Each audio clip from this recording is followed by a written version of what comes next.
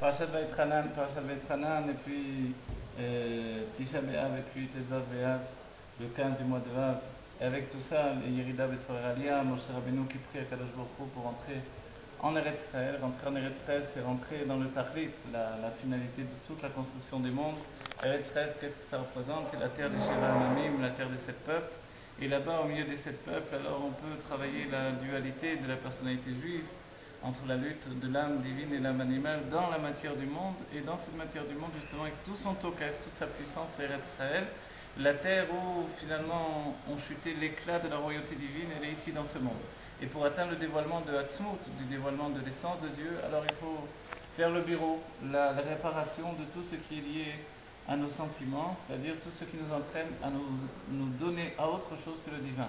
Et pour ça, il faut rentrer en Eretz Israël. Moshe Rabbeinu le sait bien, il veut faire les mitzvot d'Eretz Israël en particulier. Elles ont une valeur particulière. Eretz Israël, le Rabbi nous dit dans tant de Ma'amarim, Bet Rabbeinu Sheve Bavel et d'autres, et puis le Ma'amar de la Paracha, et puis Bet Rabbeinu Sheve Bavel, je dis Ma'amarim, mais ce sont des Dvar Malchut, les Dvar Malchut de la parole du roi. Et le Rabbi nous entraîne à la suite d'un Eretz Israël transformé, un Eretz Israël qui ne serait pas au monde entier. Un Eretz Israël où finalement les Bate Knessia du monde entier se greffent et viennent ici dans ce monde. Le Mashiach, il construit le Beth Amikdash Bimkomo, dans son endroit. Pourquoi le Rambam a dit cette phrase de cette manière-là? Alors le Rabbi nous dit Bimkomo, dans son endroit à lui, où il se trouve lui. Et où se trouve le Mashiach? C'est l'endroit où se trouve Beth Rabbeinu Sheve Bavel, l'endroit où se trouve le Rabbeinu Sheve Bavel, celui qui nous donne la halakha, la loi, la Torah tout entière, l'esprit. L'esprit de la génération, c'est dans notre génération le Rabbi Meir HaMashiach qui nous dit comment vivre les instants présents pour faire de ces instants présents des instants de Géoula. Alors voilà, quand on arrive à la suite de tout ça dans cet état d'esprit, un état d'esprit qui nous oblige aujourd'hui à recevoir la Géoula Mitzvah Shlema, on ne peut plus vivre dans l'exil parce que l'exil c'est l'enfermement, c'est la petitesse d'esprit, et nous voulons arriver au moment où Bayom Haou Iye Hashem Echad Ushmo Echad, le nom de Dieu doit être un, Yudke, deux fois Yudke, c'est-à-dire non plus un nom qui a un côté adulte, Yud, Ve, et puis un côté adolescent, Va, Ve, mais un nom de redevenu adulte totalement, Bayomahu, Iye, Hashem Echad, Ushmo Echad, le nom de Dieu sera un, tel qu'il s'écrit, il se prononce, mais également il sera tout entier un nom non plus de dualité entre les sentiments et l'intellect, mais un nom d'intellect. Même les sentiments auront été englobés dans, on va dire, la compréhension divine. Et c'est ça le secret de la Géoula. La Géoula, c'est accéder à un monde libéré de l'enfermement des sentiments pour ne plus être qu'un être délivré de cet enfermement pour concevoir que Dieu est là avec nous dans chaque chose. Voilà. Pour cela, quand on aborde le moment de Tisha B'Av, on peut se dire, bon, comment je dois aborder Tisha B'Av selon l'intellect, puisque selon les sentiments, je ne dois faire que pleurer et me lamenter sur la destruction du temple, et pleurer avec Echa, avec Jérémie, le prophète Yirmiyahu. Qu'est-ce qu'on doit faire quand on veut vivre le moment de Tisha B'Av de manière pnimite? Alors on doit savoir que c'est le moment le plus propice pour le dévoilement de la Géoula, puisque le Rabbi nous dit que quand le moment est venu, où le Mashiach devait arriver sur le monde, alors il fallait un moment propice, le moment de Tisha B'Av. Tisha B'Av était tellement élevé ce moment qu'il a été également un kéli pour des choses terribles. Il dit que le Av des Chodashim, le père de tous les Chodashim, Chodesh Av, alors lui, il est dans un niveau de père. Le père, il est capable de supporter des choses très dures pour la génération, pour sa famille. Et dans tous les mois de l'année, c'est le mois de Av qui a su supporter les choses, les événements les plus terribles. Mais c'est dans ce mois qu'est né le Mashiach, celui qui va délivrer le peuple juif. Le premier libérateur, il est le dernier également. Le Mashiach, il est une fusion de David et de Moshe Rabbeinu en même temps. C'est l'âme de Moshe Rabbeinu et puis c'est la descendance de David Améler à la fois. C'est David Améler du fait de la Malchut, de la royauté, c'est Moshe Rabbeinu du fait de la sagesse de la Torah. Et la fusion des deux, ça donne le Mashiach. Et le Mashiach, lui, alors, il est cet homme-là qui nous entraîne vers la Géoula. Comment il nous entraîne vers la Géoula? En nous dévoilant que nous sommes tous shayachim à la Géoula. Nous sommes tous liés à la Géoula. Il n'y a plus de juif qui peut se retrouver en dehors de la Géoula. Et pour ce qui est des investissements dans le monde, j'ai mis beaucoup d'argent dans ma société, j'ai peur maintenant. Si la Géoula vient, qu'est-ce qui va se passer? Le Rabbi dit, n'aie pas peur. Olam keminago noeg. Le monde continue à être de cette manière-là où il est aujourd'hui, alors ne t'inquiète pas. Tout au moins dans le premier temps, tu n'auras pas à craindre. Tu pourras continuer à gagner beaucoup d'argent avec ta société qui puissait devenir un réceptacle pour dévoiler le divin. Donc il ne faut pas s'inquiéter, nous dit le Rabbi. Et maintenant, alors bon, c'est bien beau, mais Tisha B'Av, le Beth Amikdash a été détruit. Alors l'apnémio de ce jour-là, c'est que si le Beth Amikdash n'avait pas été détruit 2 fois de suite à la même date, Alors, de la même manière que si le premier n'avait pas été détruit, on n'aurait pas pu avoir le second Beth Amikdash. Si le deuxième n'aurait pas été détruit, on ne pourrait pas avoir le troisième. Mais le troisième, il est là. On dit qu'il met beaucoup plus de temps à arriver. Pourquoi? Parce qu'il est beaucoup plus grand, beaucoup plus large. Il va saisir toute l'existence tout entière.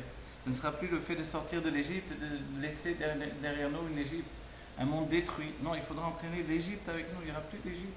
Il faudra atteindre l'intériorité de l'Égypte, c'est-à-dire l'intériorité de Paro. Paro, c'est la priya, une déchirure du pargode, du voile qui nous sépare du monde de Hatzilut, où toutes les influences de Hatzilut vont se dévoiler du monde de l'émanation, que ce monde soit rempli de divin. Et alors, le sec de chacun d'entre nous, l'occupation de chacun d'entre nous, ça ne sera uniquement que connaître Dieu. Et ça, c'est ce que l'on doit vivre demain, au moment de Tisha B'Av. Le Tisha B'Av, alors on sait bien qu'il y a 7 qui représentent les 7 jours de la semaine. Le 7e, c'est la royauté, c'est le Shabbat. Et puis 8, c'est au-delà de la Teva. Et le Rabbi nous dit le 9, alors c'est au-delà de la Teva, au-delà de la nature. C'est le chiffre qui nous entraîne vraiment dans une autre situation. C'est-à-dire quoi?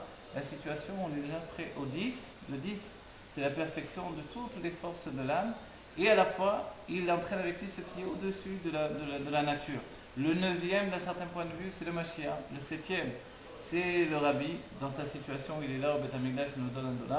Le 8e, c'est le Rabbi qui est au-delà de la nature, dans l'instant présent, on ne le voit pas, parce que nous-mêmes, nous sommes encore, malheureusement encore, un petit peu attachés au côté naturel des choses, on a besoin de boire, dormir, etc. Et le 9e, c'est cet état-là où le Rabbi se dévoile en tant que Melech Mashiach, et il nous entraîne vers le niveau de la shlemut des 10 forces de l'âme, de la perfection des 10 forces de l'âme. Et ça, ce moment-là, alors, il se dévoile déjà à Tisha B'Av. Pourquoi? Parce que Tisha B'Av, on sent bien que c'est un réceptacle pour autre chose.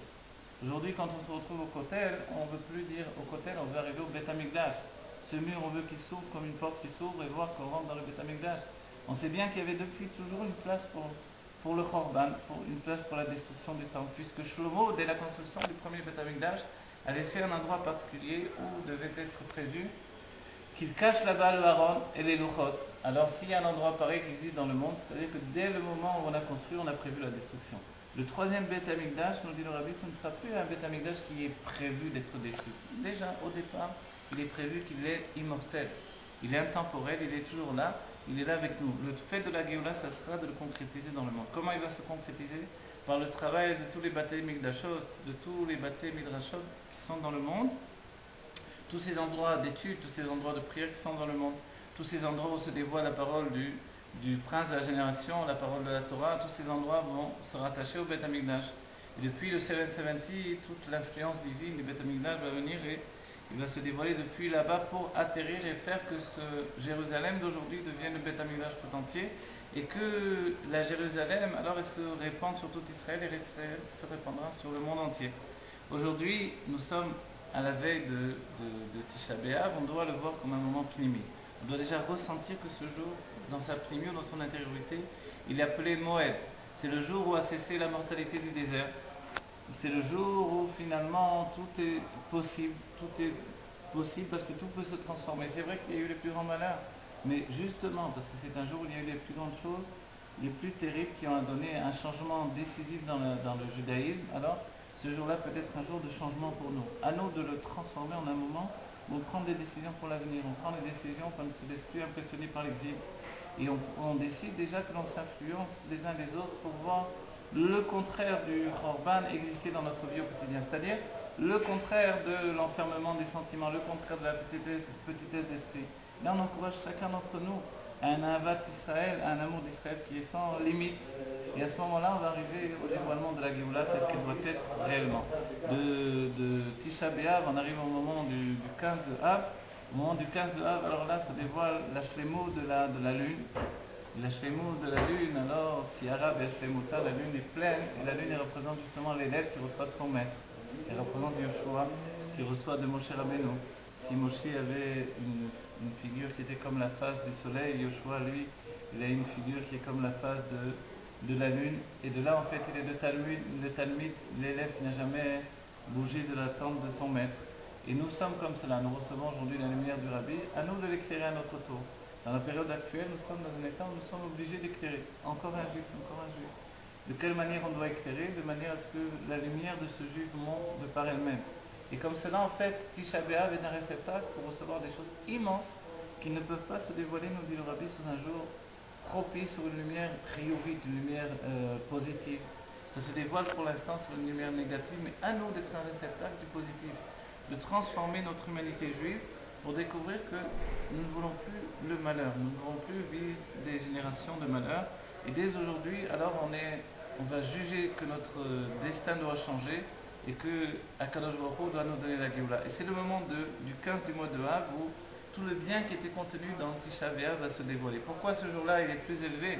Loyo Yamim Tovim l'Israël, qui est Chamesh Esrei B'Av ou qui est Yom Kippourim. Pourquoi ce jour du 15 de Av est plus élevé même que Yom Kippourim?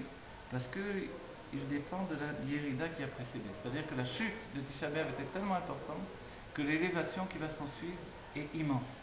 Cette élévation, c'est l'élévation de chacun d'entre nous. C'est la force du Baal Tshuva. Plus nous sommes tombés bas dans le monde de la matière, chacun d'entre nous peut se regarder et se dire que oui, je suis tombé très bas parce que mon aspiration vers le monde est très forte, mais ensuite je peux remonter très très haut. Qu'est-ce que c'est de tomber très bas? On peut dire que quand l'âme divine, elle vient depuis une cime élevée, elle pénètre dans une fosse profonde, Meigra Rama Lebira Mekta, alors c'est l'âme qui vient du monde divin, du monde de Hatzilut, du monde de Bria, qui s'habille dans le corps et l'âme animale, alors c'est une chute terrible. Quoi que l'on ait fait, c'est déjà une chute terrible en soi. Qui plus est quand on rajoute, par le fait de manger, de boire, dormir et s'attacher à autre chose qu'à l'Akdoucha, alors on chute, mais la force de se relever, elle vient de la chute elle-même. Alors l'Echatrila ne va pas rechercher la chute, mais après coup on comprend que la chute occasionnée par Tisha B'Av va donner l'élévation du 15 du mois de Av, qui est le moment du dévoilement. En quoi ce moment-là est plus élevé que les autres moments de l'année? En quoi ce 15 du mois est plus élevé que tous les autres 15 de l'année, même plus que le 15 des fêtes de Sukkot et de tout Tishri, tout ce qui se passe là-bas? Pourquoi? Parce que ce 15-là, il a une force particulière. C'est celle de dévoiler que la chute du peuple juif, elle n'a qu'un but qui est l'élévation. Et chacun d'entre nous doit savoir alors que ce jour-là, c'est un jour d'élévation pour tout le peuple juif. Voilà, qu'on vive la Géoula Mitzvah Shlema. Dans notre Dvar Malchut, le Rabbi se déclare comme Melech HaMashiach, comme d'habitude. Si on lit entre les lignes aussi, on lit tout simplement, sans se cacher les yeux. Et puis, il avoue clairement que le nom de Menachem Av, qui a été donné au Chodesh Av, le mois de Av, qui est un mois très dur, mais le mois lui-même, il porte en lui la consolation. Puisqu'il a deux faces. Il y a la phase de la destruction, ensuite la phase de la consolation. Le Rabbi nous dit que le Mashiach Menachem Shemo, le nom du Mashiach c'est Menachem. Et on sait bien que le Rabbi précise qu'il se trouve au 770. Et que de là-bas, comme c'était depuis le Beth Amikdash, alors la lumière de son enseignement se répand sur le monde. Alors ce Menachem là, c'est celui qui nous console de l'exil. Comment il nous console de l'exil? En nous disant que l'exil a un but. C'est pas juste un exil stable comme ça, sans but au hasard. Chazvé Shalom. Et là, c'est un exil qui a un but, enfanter la Géoula.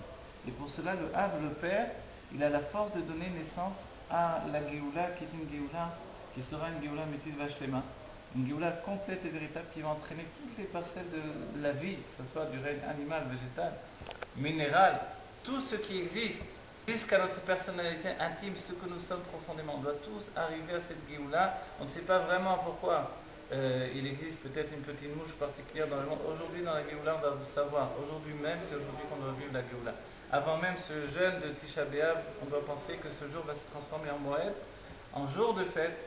Et c'est un jour où, après tout, on ne dit pas Tachanoun, c'est un jour de fête déjà au départ. Alors, à nous de le voir profondément dans sa véritable dimension. On va arrêter de pleurer, on est trop proche de la Géoula du Beth Amikdash. On va commencer à être déjà heureux de la venue du Beth Amikdash Ashlishi, qui va se concrétiser, qui va tomber du ciel, qui va descendre du ciel, avec tous les bâtés midrashot du monde entier en venant de Beth Rabbeinu Shebebavel, et il va se concrétiser dans ce monde, ici en Eretz Israël, qui sera le monde entier, et alors on pourra dire, bon, Rabbi Meir HaMashiach, écrit, Adonai, Noumoré, Noumoré, Noumoré, Noumoré, Noumoré, Noumoré, Noumoré, Noumoré, Noumoré,